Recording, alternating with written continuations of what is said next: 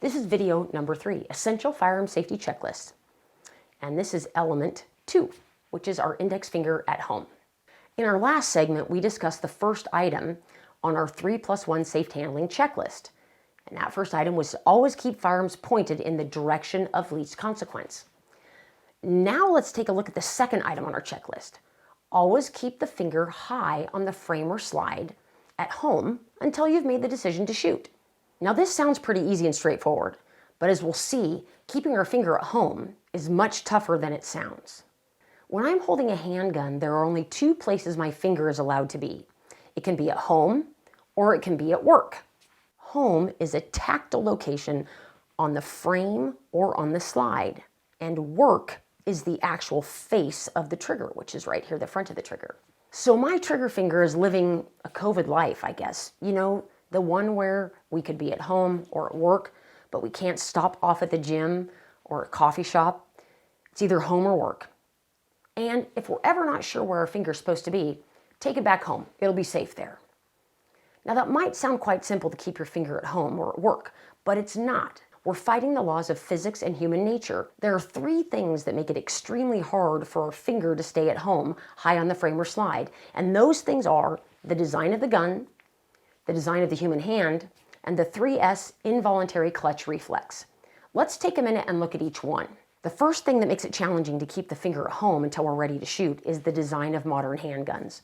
Dr. Bill Lewinsky, founder of the Force Science Institute, says guns are designed to have the finger inside the trigger guard.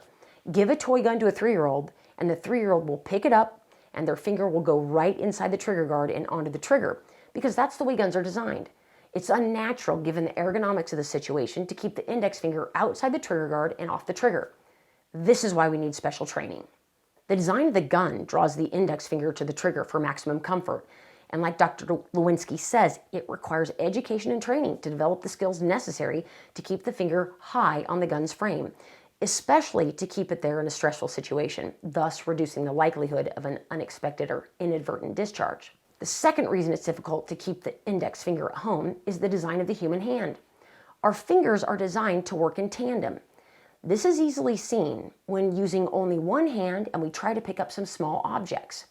Moving one finger even slightly results in the sympathetic movement of the other fingers on the hand, because that's how they're designed to function. They're not used to working by themselves or independently.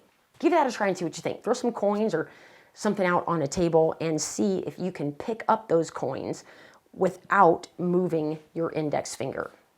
The third reason it's hard to keep my index finger out of the trigger guard and off the trigger is something all humans have, and that's an involuntary clutch reflex. It's a muscle motion that we can't control.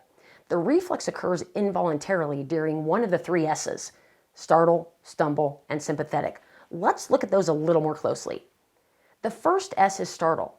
Let's take a look at a few videos where people are startled, scared, or surprised. Nervous, you have to be scared. I mean, right? Oh my God! Oh my God!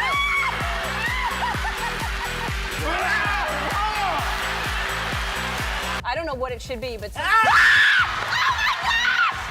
Think about the last time you were startled or surprised. When we're startled, our body automatically reacts accordingly. This matters because if I'm holding a handgun and my finger is on the trigger or just outside the trigger guard and I'm suddenly startled, my body is very likely to automatically respond to being startled or surprised by squeezing and clenching my fist, which involves the whole hand and fingers, possibly causing the handgun to fire. So the second S is stumble. When we lose balance, rapid involuntary contractions occur in an attempt to return the body to a position of equilibrium. You're going to push with your right and pull with your left. Focus on that front sight tip. Now, if you want on this 44 Magnum, you can shoot it single action. Get a nice light trigger pull. Did you mean to do that? Yeah. Another tip to gun safety is always keep your gun on safety when you're not ready to fire.